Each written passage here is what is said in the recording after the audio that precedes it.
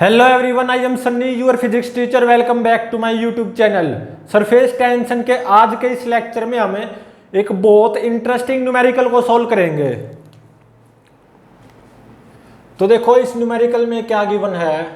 Acceleration due to gravity की value near the surface of Earth 10 metre per second square given है। और मान लो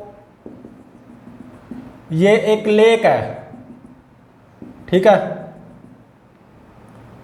क्या है ये? एक लेक या पौंड भी बोल सकते हो, पानी का तालाब होता है ना, ठीक है। तो मान लो इस लेक की हाइट h वो आपको फाइंड आउट करनी होगी, ठीक है। ये लेक का क्या है? बॉटम, और ये सरफेस, ठीक है। वाटर लेक है। वाटर की जो डेंसिटी होती है वो कितनी होती है? 10⁻³ kg पर मीटर क्यूब। और वाटर सरफेस के ऊपर एयर है ऑब्वियसली, और एटमॉस्फेरिक प्रेशर है P0 = 10⁵ Newton per metre square, ठीक है। और देखो वाटर की जो सरफेस टेंशन है ना, ये गिवन है 0.075 newton per metre, surface tension of water, ठीक है।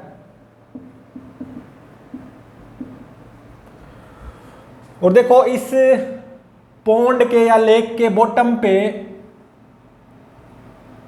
ऐसे कोई इंजेक्टर है। ये क्या करेगा?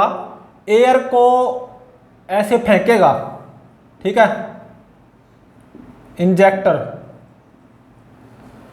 इसमें से एयर निकलेगी, और मान लो यहां से एयर निकली तो यहां पे क्या होगा? एयर का बबल हो जाएगा, एयर बबल। और देखो इसके अंदर क्या है? एयर है। ये क्या है? Air bubble, spherical air bubble. इसके अंदर क्या है? एयर। और ये एयर बबल ऊपर की तरफ उठेगा। क्यों उठेगा? क्योंकि जो एयर की जो डेंसिटी होती है काफी कम होती है as compare to density of water. तो ये एयर बबल ऊपर की तरफ उठेगा बिल्कुल। तो यहां पे इस एयर बबल की जो रेडियस है ना R1, ये 1 मिलीमीटर गिवन है, ठीक है।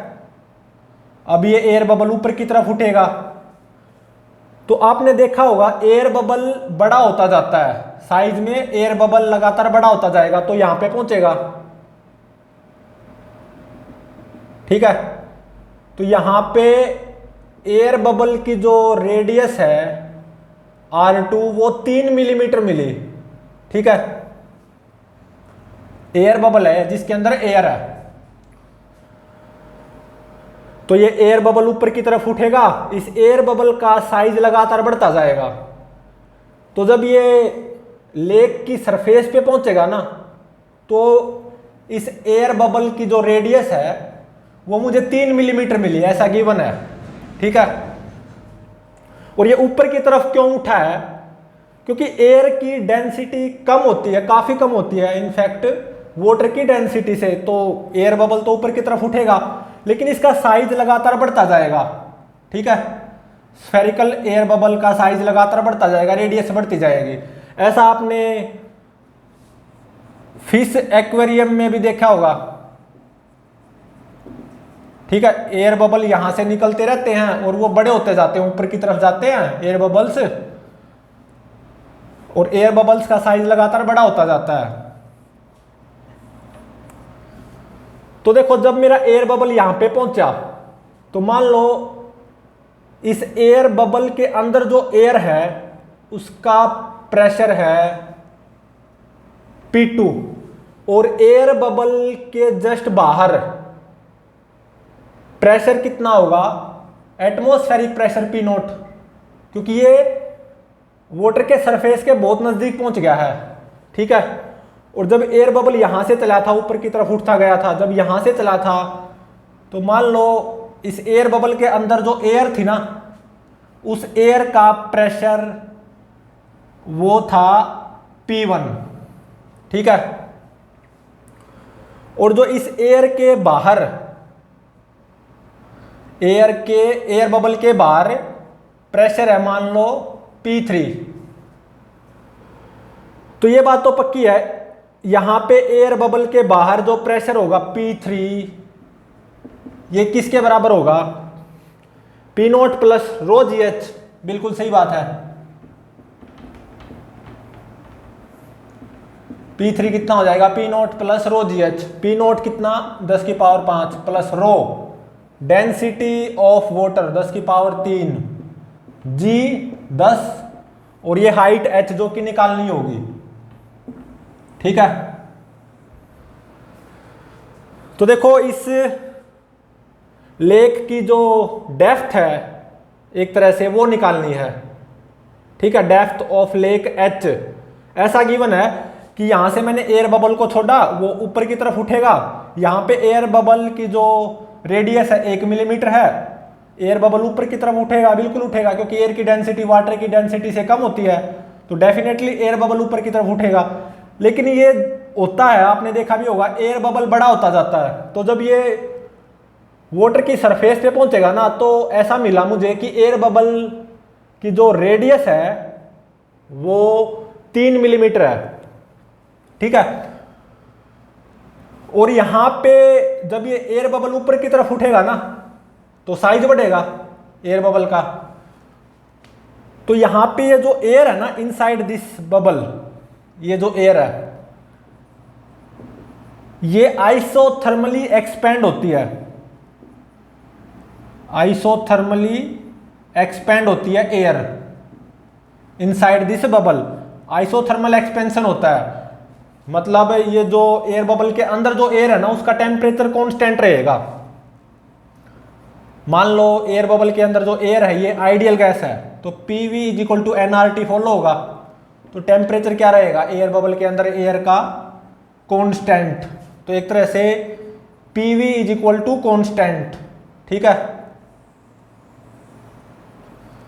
अब आप बोलोगे आइसोथर्मल एक्सपेंशन क्या होता है? ये आपको kinetic theory of gases and thermodynamics में पता चलेगा, ठीक है।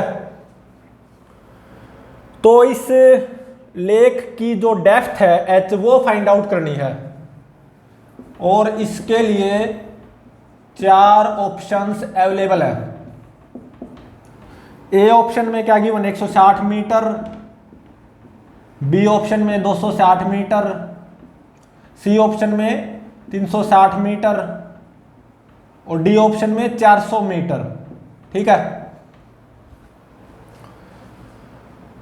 तो अब देखो, जब एयर बबल यहां से उठा है,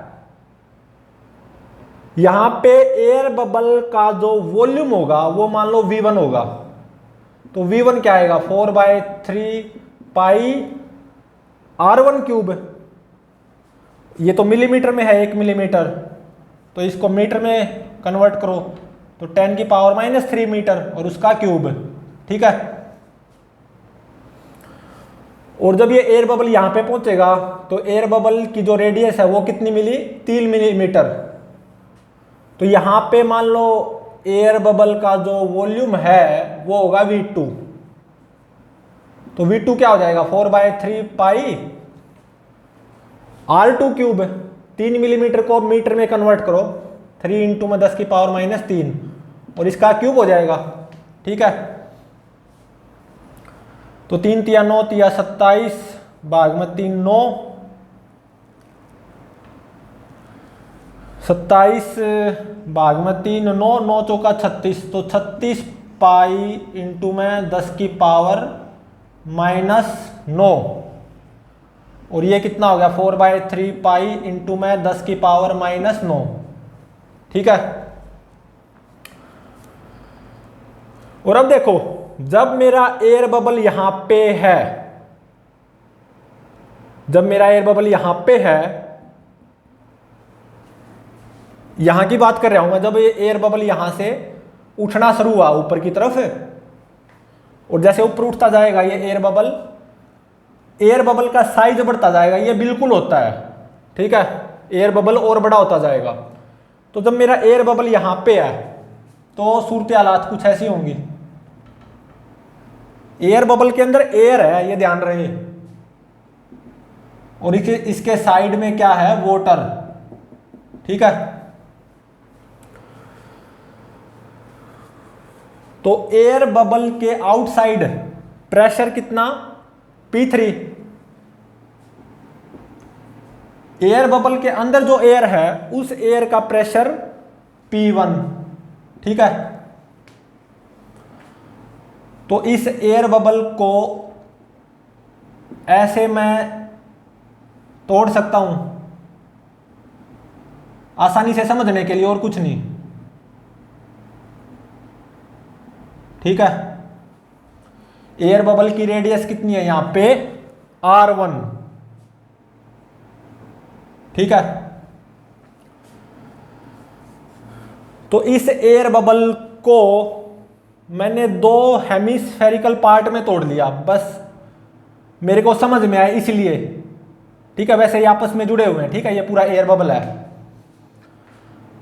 तो यहां पे अंदर प्रेशर P1, यहां पे भी अंदर प्रेशर P1, बाहर प्रेशर P3, यहां पे भी बाहर प्रेशर P3, ठीक है। और ये रेडियस क्या है, R1। तो अब देखो, कोई से भी पार्ट को डील कर लो, मैं राइट पार्ट को डील कर रहा हूं। इस P3 प्रेशर की वजह से इस कर्व्ड सरफेस पे ऐसे फोर्स आएगा, कितना, P3 इंटू में पाई R1 स्क्वायर, ठीक है। और इसके अंदर जो एयर है उस एयर का प्रेशर P1 की वजह से इसी कर्व्ड सरफेस पे ऐसे फोर्स आएगा, कितना, P1 इंटू में पाई R1 स्क्वायर, बिल्कुल। और अब देखो यहां पे ये सरफेस कौन सी है, लिक्विड सरफेस है ये, यहां पे ये भी लिक्विड सरफेस है, इसके अंदर एयर है, इसीलिए मैं इसको एयर बबल बोल रहा हूं। तो जो इस तरफ वाला ये जो लिक्विड सरफेस है, इसकी वजह से इस पार्ट पे ऐसे फोर्स आएगा, कितना, T इंटू में 2 पाई R1, ठीक है। ये जो लाइनिंग है लिक्विड की, स्फेरिकल, सॉरी, ये जो सर्कुलर लाइनिंग है लिक्विड की, मतलब वाटर की, उसकी वजह से इस सर्कुलर लाइन पे ऐसे फोर्स आएगा, T इंटू में 2 पाई R1, ठीक है। अब लेफ्ट पार्ट की भी बात कर लो, बात वही होगी। यहां पे जो प्रेशर है P3 आउटसाइड, उसकी वजह से ऐसे फोर्स आएगा इस कर्व्ड सरफेस पे, कितना, P3 इंटू में पाई R1 स्क्वायर, बिल्कुल सही है। अंदर जो एयर है, एयर का प्रेशर कितना, P1, ठीक है। उसकी वजह से इस कर्व्ड सरफेस पे ऐसे फोर्स आएगा, कितना, P1 इंटू में पाई R1 स्क्वायर, ठीक है। और ये जो वाटर की सर्कुलर लाइन है, इसकी वजह से इस सर्कुलर लाइन पे ऐसे फोर्स आएगा, कितना, T इंटू में 2 पाई R1। चाहे लेफ्ट पार्ट को ले लो चाहे राइट पार्ट पे ले लो, नेट फोर्स जीरो करना बस, ठीक है। तो राइट पार्ट को ले रहा हूं मैं यहां पे, T इंटू में 2 pi R1 plus P3 pi R1 square is equal to P1 pi R1 square, ठीक है। देखो पाई से पाई कैंसल, और एक R1 से एक R1 कैंसल हो गया, ठीक है। तो यहां पे देखो ये जो एयर बबल है, इसके अंदर जो एयर का प्रेशर है P1, यहां से क्या आएगा, P1, ये क्या आएगा, देखो यहां से 2T बाय में R1 प्लस P3, ठीक है। यहां से जो ये एयर बबल उठा है ना, इसके अंदर जो एयर है, एयर का जो प्रेशर होगा P1 वो आएगा 2T/R1 प्लस P3। P3 क्या है, यहां पे इस एयर बबल के सराउंडिंग प्रेशर, और जो कि इतना था, ठीक है। तो देखो ये एयर बबल ऊपर की तरफ उठेगा, क्योंकि एयर की जो डेंसिटी होती है वो वाटर की डेंसिटी से कम होती है, तो ऑब्वियसली एयर बबल ऊपर की तरफ उठेगा। लेकिन हकीकत में क्या होता है, एयर बबल का साइज बढ़ता जाता है। एयर बबल के अंदर जो एयर है ना, वो आइसोथर्मली एक्सपेंड होती है। तो PV is equal to constant रहेगा, temperature of air inside air bubble वो क्या रहेगा, कॉन्स्टेंट। तो एक तरह से P1V1 किसके बराबर रहेगा, P2V2 के, ठीक है। तो जब एयर बबल यहां पे पहुंचा है on the surface of lake, तो एयर बबल के अंदर जो एयर का प्रेशर आएगा P2, वो क्या आएगा, सिमिलरली 2T/R2, बिल्कुल इसी के सिमिलरली, प्लस देखो यहां पे जो एयर बबल के सराउंडिंग में जो प्रेशर था वो P3 था, लेकिन जब एयर बबल यहां पे पहुंचा तो एयर बबल के सराउंडिंग में प्रेशर क्या होगा, एटमॉस्फेरिक प्रेशर। तो यहां पे P3 की जगह क्या आ जाएगा, P0, ठीक है। और ये है R2।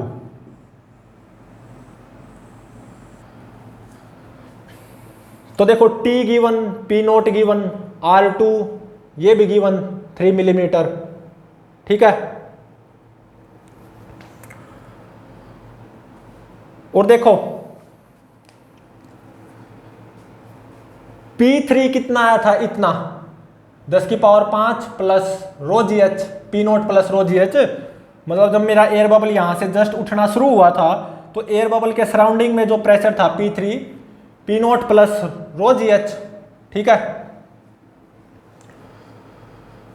और देखो यहां पे एयर बबल का वॉल्यूम V1 ये इतना आया, यहां पे एयर बबल के अंदर जो एयर है उस एयर का प्रेशर P2 वो इतना आ गया, ठीक है। और यहां पे एयर बबल का वॉल्यूम V2 ये, और P1V1 P2V2 के बराबर रहेगा, क्योंकि जैसे ये एयर बबल ऊपर की तरफ उठता जाएगा एयर बबल का साइज बढ़ता जाएगा। मतलब एयर बबल के अंदर जो एयर है ना वो आइसोथर्मली एक्सपेंड होगी, ये हकीकत में होता है, ठीक है। तो अब ये P2 निकालो एक तरह से, 2T/R2 plus P0, values put करनी है बस, ठीक है। P0 की वैल्यू 10⁵ पुट करना, T की मतलब सरफेस टेंशन ऑफ वाटर या surface tension of this liquid, जो कि लिक्विड यहाँ पे वाटर है, T की वैल्यू 0.075 पुट करना, और R2 की वैल्यू 3 इंटू में 10⁻³ मीटर पुट करना। तो जब आप ऐसा करोगे P2 ये कितना आएगा, ये जो P2 आएगा ये आएगा 1,000,050 इतना आएगा, ठीक है। और P1 ये कितना आएगा, मतलब जब एयर बबल यहां पे था तो एयर बबल के अंदर एयर का pressure P1 2T/R1 plus P3, P3 ये है, ठीक है। P3 की ये वैल्यू यहां पे पुट करना, और T की value 0.075 newton per metre surface tension of water, और R1 की वैल्यू क्या पुट करना, मीटर में 10⁻³ मीटर। P3 की ये वैल्यू यहाँ पे पुट करना, capital T surface tension of water ये पुट करना 0.075, R1 की वैल्यू 10⁻³ मीटर पुट करना। तो जो मेरा P1 आएगा ना, ये आएगा 1,00150 प्लस 10⁴ इंटू में h, इतना आएगा, ठीक है। तो P1 ये रहा और P2 ये आया है 1,000,050 पास्कल और P1 इतने पास्कल आया है 100,150 प्लस 10 की पावर 4 H पास्कल। और जब मेरा एयर बबल यहां से जस्ट ऊपर की तरफ जाना शुरू हुआ है तो एयर बबल का वॉल्यूम V1 इतना, ठीक है। और जब एयर बबल यहां पे पहुंच गया तो एयर बबल का साइज बढ़ जाएगा, तो वॉल्यूम V2 इतना। तो एयर बबल के अंदर जो एयर है ना वो आइसोथर्मली एक्सपेंड होगी, ठीक है। मतलब जैसे एयर बबल ऊपर की तरफ जाता जाएगा एयर बबल का साइज बढ़ता जाएगा। आइसोथर्मली एक्सपेंड होने का मतलब एयर बबल के अंदर जो एयर है ना उसका टेम्परेचर कांस्टेंट रहेगा, और यहाँ पे एयर बबल के अंदर जो एयर है मैंने उसको आइडियल गैस मानना है, तो टेम्परेचर कांस्टेंट तो पीवी कांस्टेंट, तो इसका मतलब है P1 V1 P2 V2 के बराबर होगा। बस ये अप्लाई कर दो, P1 V1 is equal to P2 V2। P1 कितना 100,150 प्लस 10 की पावर 4 इंटू में H, और V1 कितना 4/3 पाई इंटू में 10 की power -9 is equal to P2। P2 कितना इतना 100,050 पास्कल इंटू में V2। V2 कितना 36 पाई इंटू में 10 की पावर -9 मीटर क्यूब। तो यहां से जो H की वैल्यू आएगी ना, यहां से ऑब्वियसली वो मीटर में आएगी क्योंकि हमने सारा काम SI यूनिट में किया है। तो यहां से H की वैल्यू निकाल सकते हो, पाई से पाई कैंसिल हो जाएगा, 10 की पावर -9 से 10 की पावर -9 कैंसिल हो जाएगा। तो कुल मिला के आप इजिली यहां से H की वैल्यू फाइंड आउट कर सकते हो। और ये H की वैल्यू कितनी आएगी 260 मीटर, ठीक है। तो इस लेक की जो डेप्थ होगी ना वो कितनी होगी 260 मीटर, जो कि पूछ रखी थी। ये मेरा आंसर हो गया, ठीक है। और 4 ऑप्शन गिवन थे 160 मीटर, 260 मीटर, 360 मीटर, 400 मीटर। तो ऑप्शन बी इज करेक्ट, ठीक है। तो ये बहुत अच्छी टेक्निकल प्रॉब्लम है, बिल्कुल आप इसको फील कर सकते हो। तो प्लीज चैनल को लाइक शेयर और सब्सक्राइब जरूर करें।